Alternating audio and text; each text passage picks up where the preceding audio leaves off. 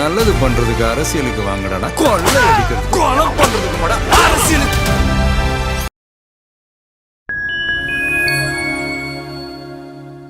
Rich நேயர்களுக்கு வணக்கம். புதுவையில் வர 9ஆம் தேதி சட்டமன்ற தேர்தல் நடக்கும்போது அதுக்கான நோட்டிஃபிகேஷனும் எலெக்ஷன் கமிஷன் கடந்த வாரம் வெளியிட்டிருந்தாங்க.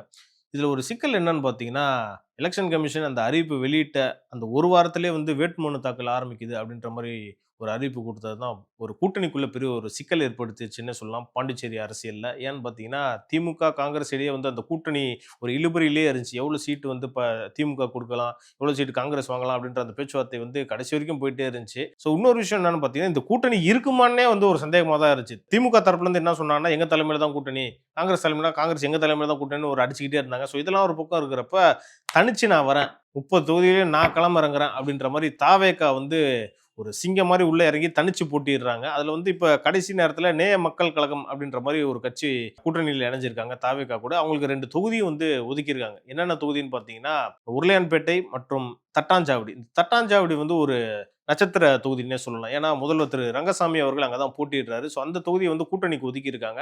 இதெல்லாம் தாண்டி திரு விஜய் அவர்கள் வர ஏப்ரல் ஃபர்ஸ்ட் வீக்ல இருந்து புதுச்சேரியில ஒரு சூறாவளி பிரச்சாரம் மேற்கொள்ள போறதாகவும் தகவல் எல்லாம் கிடைச்சிருக்கு. ஏற்கனவே கடந்த ஆண்டு டிசம்பர் நினைக்கிறேன், அங்க திரு விஜய் அவர்கள் பரப்புரை பண்ணாரு. அங்கேயும் திமுக மற்றும் அந்த கூட்டணி கட்சிகள் பயங்கரமா விமர்சிச்சும் பேசியிருந்தாரு. அது மட்டும் இல்லாம அங்க புதுவை காவல்துறையினர் எங்களுக்கு எல்லா ஏற்பாடும் செஞ்சு கொடுத்தாங்க, எங்களுக்கு தேவையான பாதுகாப்புலாம் கொடுத்தாங்க, அந்த பாதுகாப்பு தமிழ்நாட்டில் கொடுக்கல அப்படின்ற ஒரு விமர்சனத்தையும் திரு விஜய் அவர்கள் வச்சிருந்தாரு. ஸோ இதெல்லாம் தாண்டி புதுவையில முதல் வாரத்தில் ஏப்ரல் முதல் வாரத்திலிருந்து திரு விஜய் அவர்கள் பரப்புரை செய்ய போறாரு. இது கண்டிப்பா முதல் தேர்தலில் தாவேகா சந்திக்கிறதுனால இது உண்மையிலே பெரிய ஒரு விஷயமா தான் பார்க்கப்படுது. இவங்க எந்த வகையான தாக்கத்தை புதுச்சேரியில ஏற்படுத்த போறாங்கன்றது தான் ஒரு $1 மில்லியன் கொஸ்டினாவும் இருக்கு. ஸோ அதெல்லாம் தாண்டி பாண்டிச்சேரி பாத்தீங்கன்னா ஃபுல் அண்ட் ஃபுல் அது ஒரு கோஸ்டல் லைன் சம்பந்தப்பட்ட ஒரு ஸ்டேட் அது. ஸோ மீனவர்கள் அதிகம், அதையும் தாண்டி வன்னியர் சமுதாய மக்கள், இன்னும் தலித் மக்கள், இஸ்லாமிய சமுதாய மக்கள், இது எல்லாமே கூட்டா இருக்கக்கூடிய அந்த சின்ன மாநிலத்துல திரு விஜய் அவர்களுக்கு ஒரு தாக்கம் இருக்குன்னே சொல்லலாம். அவங்களுக்கு ஆதரவாளி அதிகமா இருக்குன்னே சொல்லலாம். ஏன்னு பார்த்தீங்கன்னா, நான் கண்கூடா பார்த்துருக்கேன். அங்க நான் 2 வருஷம் இருந்திருக்கேன். அதனால சொல்றேன். அங்க குறிப்பா இளைஞர்கள் பார்த்தீங்கன்னா, திரு விஜய் அவர்களோட ரசிகர்களாவே இருப்பாங்க. விஜய் அவர்களோட பைத்தியமா இருப்பாங்க. என் ஃப்ரெண்ட்ஸ் கூட நெறைய பேர் இருக்காங்க. ஸோ அவங்கட்டலாம் நான் விசாரிச்சு பார்க்குறப்ப, அங்க இருக்கக்கூடிய களம் தாவேகாக்கு ஓரளவுக்கு ஆதரவா இருக்கு அப்படின்ற மாரி தான் அவங்க எனக்கு சொல்லக்கூடிய தகவல்கள். ஸோ இது தேர்தல்ல பிரதிபலிக்குமான்றது தான் நம்ம இப்ப பார்க்கணும். ஏன்னா, ஏற்கனவே ஒரு சப்போர்ட் இருக்கிறப்ப திரு விஜய் அவர்கள் நேரடியா ஒரு வேட்பாளர்களை ஆதரிச்சு அங்க பரப்புரை செய்யறப்ப அவங்களுக்கான ஆதரவலை இன்னும் கூடுன்ற மாதிரி தான் சொல்றாங்க. ஏன்னா ஏற்கனவே 2016ல இருந்து 21 வரை காங்கிரஸ் ஆட்சி இருந்துச்சு. காங்கிரஸ் திமுக கூட்டணி ஆட்சியில இருந்தாங்க. ஸோ அப்போ அவங்க பெருசா பண்ணல. குறிப்பா பாத்தீங்கன்னா, இங்க புதுவை மாதிரி ஒரு யூனியன் டெரிட்டரி ஸ்டேட்ல சென்ட்ரல் கவர்மெண்டோட டைரக்ட் கண்ட்ரோல் இருக்கும். ஸோ அங்க லெப்டினன்ட் கவர்னருக்கு ஒரு அதிகமான பவரும் கொடுத்துருப்பாங்க. ஸோ அவங்களை எதிர்த்து ஒரு முதல்வர் அரசியல் பண்றது சாதாரண விஷயம் கிடையாது. அதே மாதிரி தான் இப்போ முதல்வராக இருக்கக்கூடிய ரங்கசாமி அவர்கள் பாஜகவோட கூட்டணியில இருந்தாங்க. பாஜகவும் ஒன்றியத்துல ஆட்சியில இருக்கிறதுனால ஃபண்ட்ஸ் எல்லாம் ஒதுக்குனாங்க. இன்கேஸ் எதிர்கட்சி ஆட்சியில இருந்துச்சுன்னா கவர்னரை வச்சு நிறைய விஷயத்த அரசியல் பண்ணுவாங்க. ஏன்னா அதுக்கு முன்னாடி நம்ம பார்த்துருப்போம். திருமதி கிரண்பேடி அவர்களும் அப்போ கவர்னரா இருந்தப்போ பல்வேறு சிக்கல்கள்லாம் அப்போது முதல்வராக இருந்த நாராயணசாமிக்கு இந்த பிரச்சனையெல்லாம் கொடுத்தாங்க. அதையும் மீறி தான் அவர் அரசியல் பண்ணார். ஸோ இந்த வாட்டி தாவேகா தனிச்சு போட்டிடுறாங்க. ஒருவேளை ஆட்சிக்கு வந்தா கூட ஒன்றிய பாஜக அரசை எதிர்த்து அரசியல் பண்றது சாதாரண விஷயம் இல்லை. அதையும் தாண்டி ஒரு கவர்னரை எதிர்த்து அரசியல் பண்றதும் ஒரு சிக்கலான விஷயமா தான் இருக்கும். ஆனா அதெல்லாம் தாண்டி தான் அரசியல்ல வெற்றி பெறணுன்றது தான் ஒரு கலை யதார்த்தம். ஸோ அதை விஜய் பண்ணுவாரா மாட்டாரான்றதை நம்ம பொறுத்திருந்து தான் பார்க்கணும். நான் ஏற்கனவே சொல்லியிருந்தேன், புதுச்சேரி எப்பவுமே விஜய் அவர்களுக்கு ஒரு சாதகமான இருக்கக்கூடிய ஒரு பகுதி தான். ஸோ அந்த இடத்துல தாவேகா சார்பா இன்னும் கொஞ்சம் எஃபர்ட்ஸ் எல்லாம் போட்டு அவங்க இன்னும் கொஞ்சம் வேலை எல்லாம் பண்ணாங்கன்னா, களப்பணி பண்ணாங்களா, அங்க வெற்றி பெறக்கூடிய அனைத்து வாய்ப்புகளும் இருக்கிறதா எனக்கு தகவல்லாம் கிடைச்சிருக்கு. நண்பர்கள் மூலியமா சொல்றாங்க. இப்போ இது ஒரு பக்கம் இருக்கிறப்ப திரு விஜய் அவர்கள் வேட்பாளர்கள் லிஸ்ட்லாம் அறிவிச்சிருந்தாரு. ஸோ அதுல என்ன ஆச்சுன்னு பார்த்தீங்கன்னா, முன்னாள் அமைச்சர் பாஜகல இருந்த முன்னாள் அமைச்சர், பாஜக நிர்வாகிகள், முன்னாள் பாஜக எம்எல்ஏக்கெல்லாம் சீட்டு கொடுத்துருக்காங்க அப்படின்ற மாதிரி ஒரு விஷயம் ஊடகங்கள்ல பேசப்பட்டுச்சு. இது அவருக்கு விமர்சனமாகவும் வைக்கப்பட்டுச்சு. என்னன்னா, ஏற்கனவே விஜய் அவர்கள் ஒன்றிய பாஜக அரசை எதிர்த்து எதுவும் பேச மாட்டாரு அப்படின்ற மாதிரி திமுகவினர் ஒரு விஷயத்த சொல்றாங்க.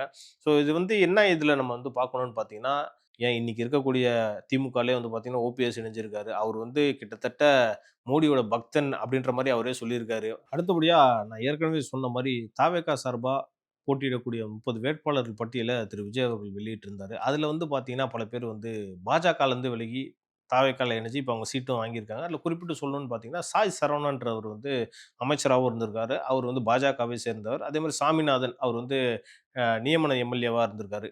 ஸோ இதெல்லாம் பார்க்குறப்போ, திரு விஜய் அவர்கள் ஏற்கனவே பாஜகவ பத்தி பெருசா விமர்சிக்கிறது இல்ல. ஒன்றிய பாஜக அரசு கொண்டு வர திட்டங்கள பத்தி எதுவுமே வந்து விமர்சிக்க மாட்றாரு. அப்படின்ற அந்த விமர்சனத்த வந்து திமுகவினர் ஏற்கனவே வச்சுக்கிட்டு இருந்தாங்க.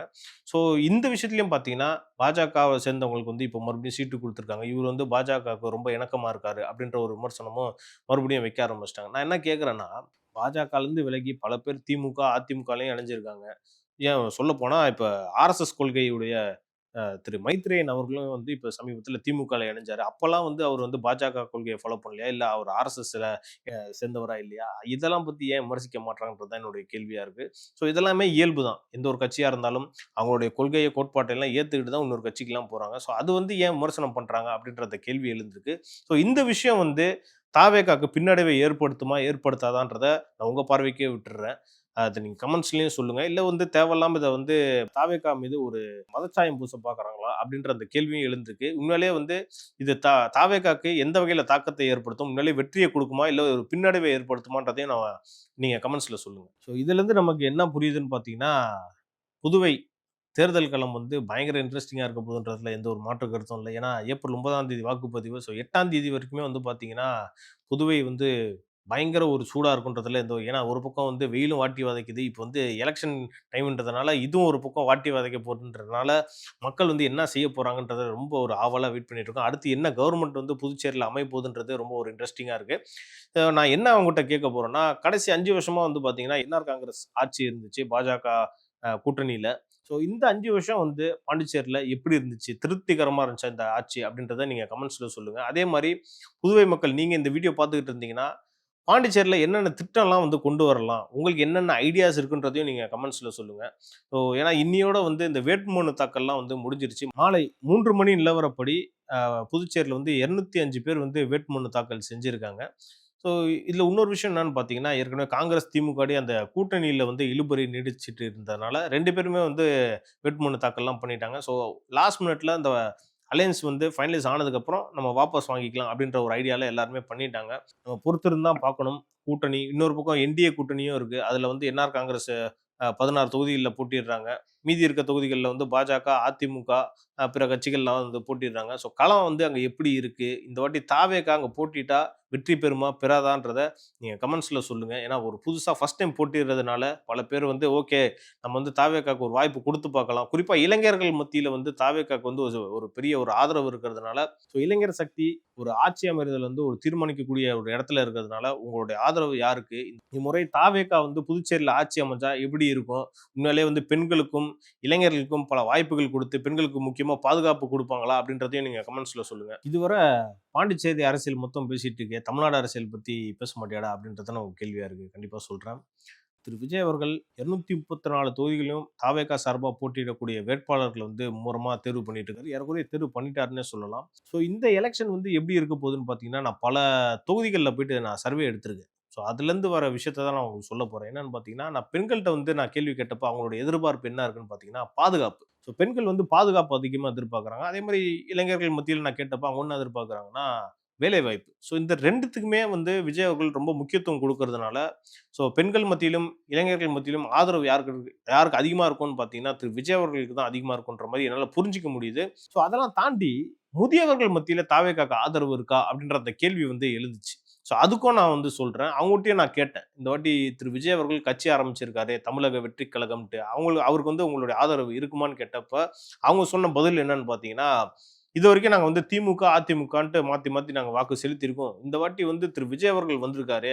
அவருக்கு ஒரு இந்த வாட்டி நாங்க வந்து ஒரு ஆதரவு குடுத்து பார்க்கலாம் அப்படின்ற மாரி தான் அவங்களும் சொல்றாங்க. ஏன்னா, மாறி, மாறி திமுகவும், அதிமுகவும் ஆட்சியில இருந்திருக்காங்க. அவங்களோட ஆட்சிலாம் நாங்க பார்த்துட்டோம். இந்த வாட்டி நாங்களும் ஒரு மாற்று அரசியல எதிர்பார்க்கிறோம். ஊழல் இல்லாத ஒரு ஆட்சிய நாங்க எதிர்பார்க்கிறோம் அப்படின்றது தான் அவங்களுடைய கருத்தா இருக்கு.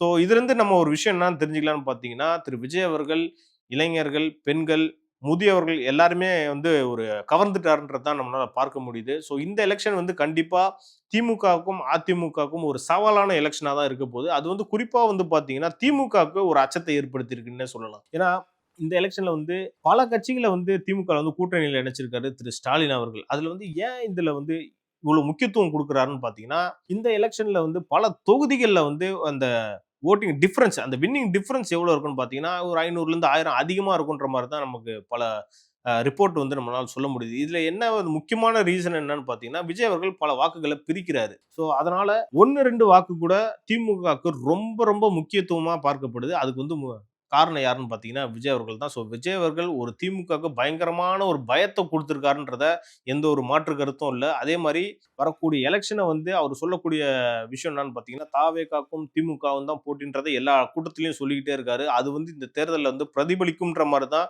ரிப்போர்ட்ஸும் சொல்லுது. பல தொகுதிகள்ல வந்து அதிமுக 3வது இடத்துக்கு போறதுனால, ஸோ வரக்கூடிய தேர்தல்ல வந்து திமுகவுக்கும், தாவேகாவுக்கும் தான் போட்டின்றதுல எந்த ஒரு மாற்று கருத்தும் இல்ல. 26 தேர்தல் மட்டும் இல்ல, இனி வரும் காலங்கள்லயும் பார்த்தீங்கன்னா, தாவேகா ஒரு முன்னிலை சக்தியா தான் இருக்க போதுன்றதுல மக்கள் வந்து ரொம்ப தெளிவா இருக்காங்க. நம்ம பொறுத்திருந்து பார்ப்போம். 2026 தேர்தல் களம் உண்மையிலேயே வந்து சூடு பிடிச்சுக்கிட்டே இருக்கு. ரொம்ப இன்ட்ரஸ்டிங்காவும் இருக்கு. ஸோ ஏப்ரல் 23 கரெக்ட்டா இன்னிலிருந்து பார்த்தீங்கன்னா, 1 மாசம் இருக்கு. எப்படி இருக்கும்? தேர்தல் வந்து என்னென்ன நீங்க எதிர்பார்க்குறீங்க? தமிழ்நாட்டுல என்னென்ன மாற்றங்கள் நீங்க வந்து கொண்டு வரலாம்? என்னென்ன திட்டங்கள் நீங்க எதிர்பார்க்குறீங்கன்றதையும் நீங்க கமெண்ட்ஸ்ல சொல்லுங்க. நம்ம பொறுத்திருந்து பார்ப்போம். இறுதியா வந்து ஒரு விஷயத்த சொல்லணும்னு ஆசைப்படுறேன். என்னன்னு பார்த்தீங்கன்னா, கடந்த 2020ஆம் ஆண்டு கொரோனா வந்து ருத்திர தாண்டவம் ஆடிக்கொண்டிட்டு இருந்த அந்த நேரத்துல, ஜூன் மாசம்னு நெனைக்கிறேன். தூத்துக்குடி மாவட்டம் சாத்தான்குளத்துல வந்து ஒரு சம்பவம் நடந்துச்சு. சாத்தான்குளம்னு சொன்னோனே உங்களுக்கு நான் எத சொல்ல வரேன்னு தெரிஞ்சிருக்கும். பென்னிக்ஸ் ஜெயராஜ், தந்தை மகன். அவங்க வந்து ஒரு செல்ஃபோன் கடை வச்சுட்டு இருந்தாங்க. அவங்க லேட்டா வந்து கடைய மூடுனாங்க அப்படின்ற மாரி காவல்துறையினர் போலீஸ் ஸ்டேஷனுக்கு வந்து விசாரணைக்கு கூட்டிட்டு போனாங்க. அப்போ வந்து அவங்கள வந்து பயங்கரமா அடிச்சு, கடைசியில வந்து அவங்க 2 பேரும் இறந்தே போயிட்டாங்க. இந்த வழக்கு வந்து சிபிஐக்கு மாற்றப்பட்டு, அந்த தந்தை மகன் இறப்புல சம்பந்தப்பட்ட காவலர்கள் அனைவரும் குற்றவாளி அப்படின்ற மாரி மதுரை அமர்வு நீதிமன்றம் இன்னைக்கு ஒரு தீர்ப்பையும் வழங்கியிருக்காங்க. அது மட்டும் இல்லாம இந்த காவலர்களுக்கு வந்து தண்டனை விவரங்கள் வந்து வரக்கூடிய 30ஆம் தேதி வந்து வழங்கப்படும் அப்படின்ற மாரி நீதிமன்றம் சொல்லியிருக்கு. அதுக்கான அவங்களுக்கு வந்து எந்த மாரியான தண்டனைகள் குடுக்கலாம் அப்படின்ற மாரி ஒன்றியம் மற்றும் மாநில அரசுகள் வந்து சொல்லணும் அப்படின்ற மாரி நீதிமன்றங்கள் சொல்லியிருக்கு. ஸோ இத வந்து நான் உங்களுடைய பார்வைக்கு விட்டுர்றேன். இவங்களுக்கு வந்து எந்த மாரியான தண்டனை வழங்கலாம் அப்படின்றதையும் வந்து நீங்க கமெண்ட்ஸ்ல சொல்லுங்க. ஸோ உண்மையிலேயே இந்த சம்பவம் வந்து பயங்கரமா எனக்கு வந்து பெர்சனலா ரொம்ப அஃபெக்ட் ஆன விஷயம். எதுக்கு இவங்க அப்படின்னா தப்பு பண்ணாங்க? இவங்கள ஏன் வந்து அப்படி அடிக்கணும்? அப்படின்றது தான் அந்த டைம்ல வந்து நான் ரொம்ப யோசிச்சேன். இன்னமும் வந்து பார்த்தீங்கன்னா, ரொம்ப கவலையா இருக்கு. அவங்களோட குடும்பத்த நெனச்சு ரொம்ப கவலையா இருக்கு. ஸோ இந்த மாரி சம்பவங்கள் இதுக்கப்புறம் நடக்கக்கூடாதுன்றது தான் என்னுடைய எதிர்பார்ப்பும் கூட. இதுக்கப்புறம் நடக்காதுன்றத நானு ஆணித்தரமா நம்புறேன். ஸோ நம்ம பொறுத்திருந்து பார்ப்போம். 30ஆம் தேதி அவங்களுக்கான தண்டனை விவரங்கள் வரப்போது. ஸோ வந்ததுக்கப்புறம் அத பத்தி நம்ம டீட்டெயிலா இதே வீடியோல நான் உங்களுக்கு எக்ஸ்பிளைன் பண்றேன். நன்றி.